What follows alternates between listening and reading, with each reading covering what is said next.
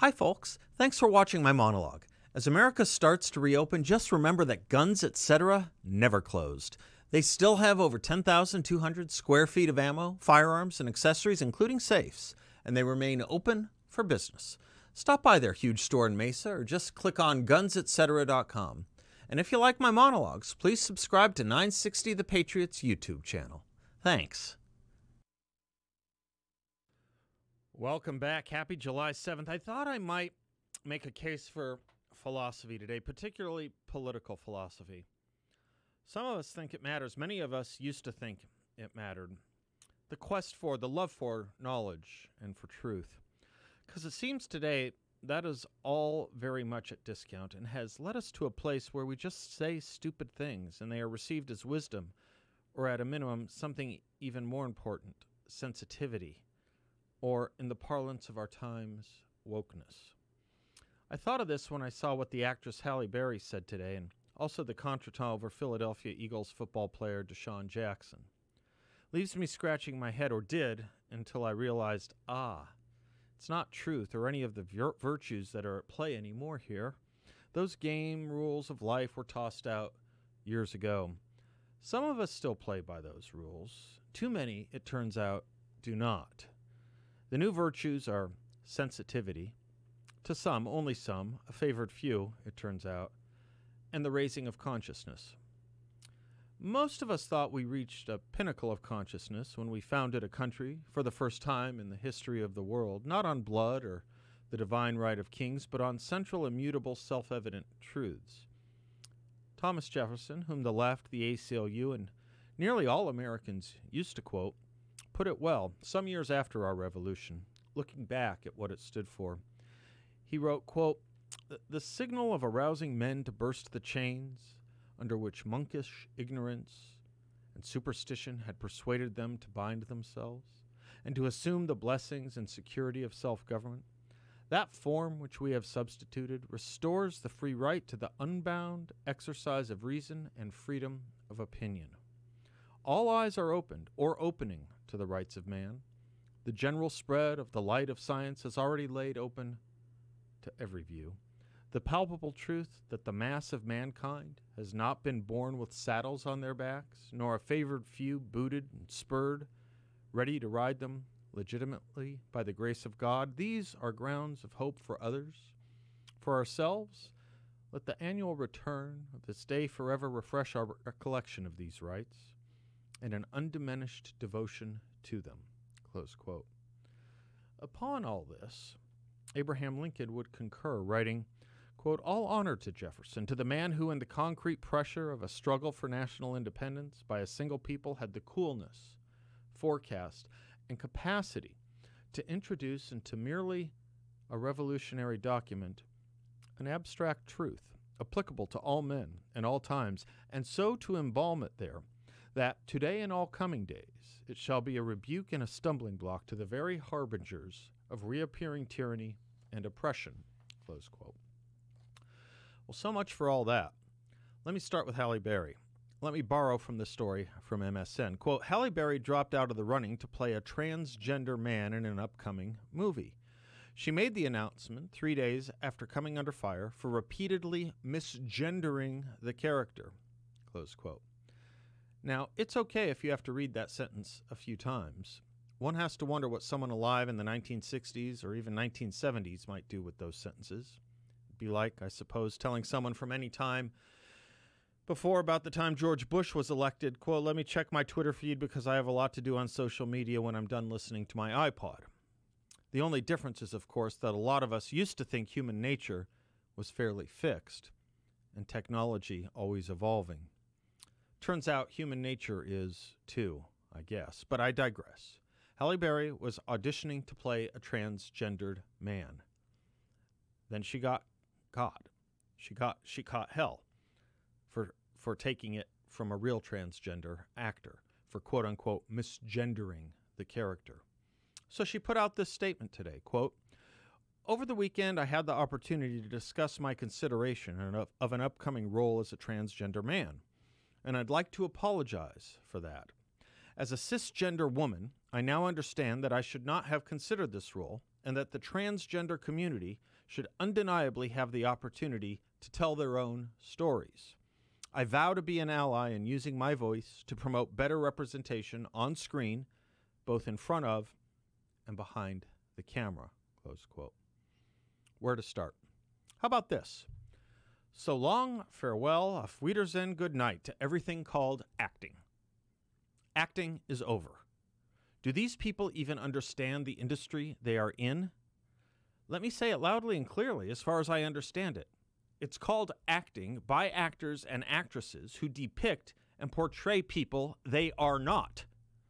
I never thought Daniel Day-Lewis was Abraham Lincoln, after all, did I?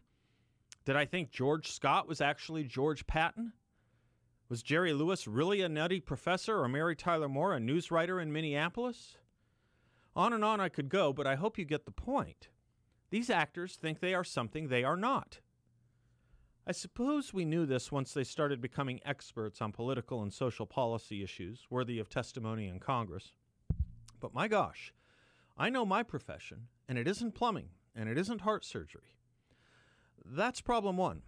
All acting is now over. Evidently, you can only play who you are. But while at it, I suppose we're going to have to cancel the play Hamilton, as I just don't think Alexander Hamilton was of Puerto Rican descent. Never mind Hamilton's wife, Eliza, she wasn't an African-American woman. Why those actors are taking jobs from people of West Indies descent and the Dutch seems to me very problematic. I knew this would be a problem someday years ago, around 1990, when David Wong of M. Butterfly fame was saying only Asians should play Asians on the screen and in the theater.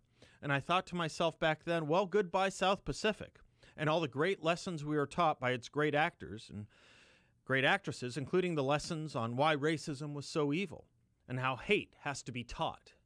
That's from South Pacific, with white characters playing Asians. Well, I guess nonsense and idiocy has to be taught too, just as truth and decency has to be taught. Which gets me to why I was thinking a little bit about political philosophy. Leo Strauss wrote that philosophy is essentially not possession of the truth, but quest for the truth. The distinctive trait of the philosopher is that he knows nothing, and that his insight into our ignorance concerning the most important things induces him to strive with all his power for knowledge. That really was the whole point of not just liberal education, but the scientific method and even the First Amendment. We had cause yesterday to discuss the Supreme Court case of New York Times v. Sullivan. In that ringing case on the First Amendment, William Brennan, quoting Louis Brandeis on something I've long believed, we all used to believe, but that the left does not believe anymore, wrote this: "Those who won our independence believed that public discussion is a political duty, and that this should be a fundamental principle of the American government.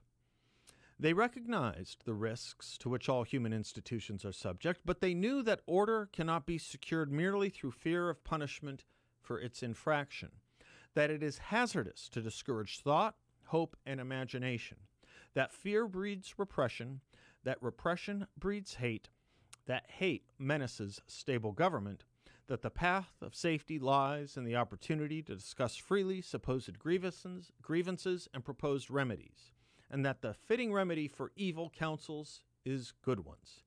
Believing in the power of reason, as applied through public discussion, they eschewed silence coerced by law, the argument of force in its worst form.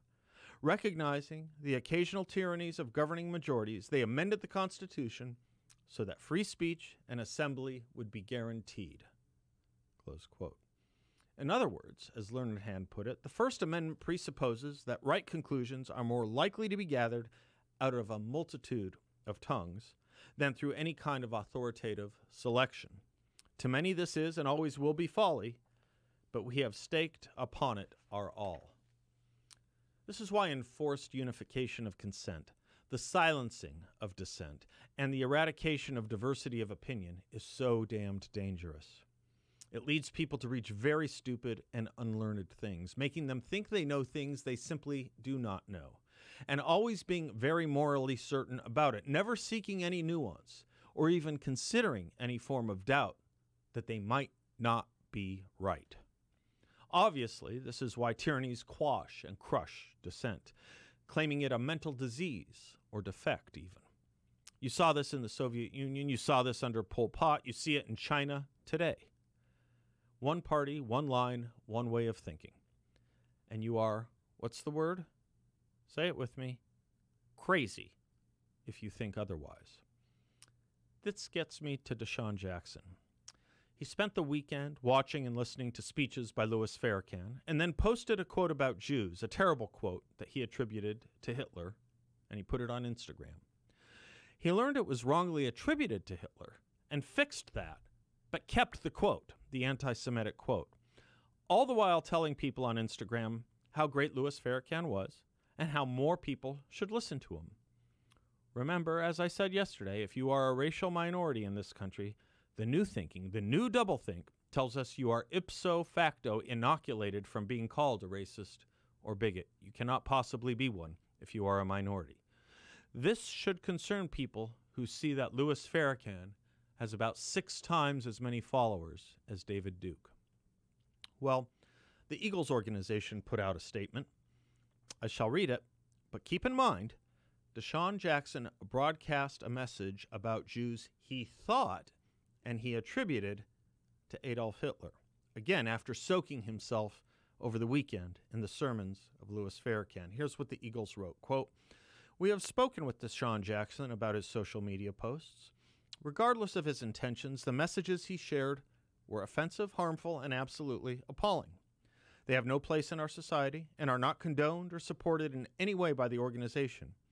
We are disappointed, and we reiterated to Deshaun the importance of not only apologizing, but also using his platform to take action to promote unity, equality, and respect. We are continuing to evaluate the circumstances and are committed to continuing to have productive and meaningful conversations with Deshaun, as well as all our players and staff, in order to educate, learn, and grow." Close quote. Educate, learn, and grow with ongoing conversations with Deshaun, indeed. Jackson went to UC Berkeley, one of the most elite colleges in the country. He's 33 years old. Maybe the Eagles can do a little better than "we talked to him."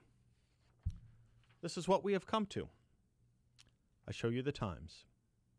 It starts with moral certainty that dispenses with old and reliable truths, but that's what nihilism gets you, especially when knowledge and truth and words lose their meaning, all of which is the opposite of the quest for knowledge and truth.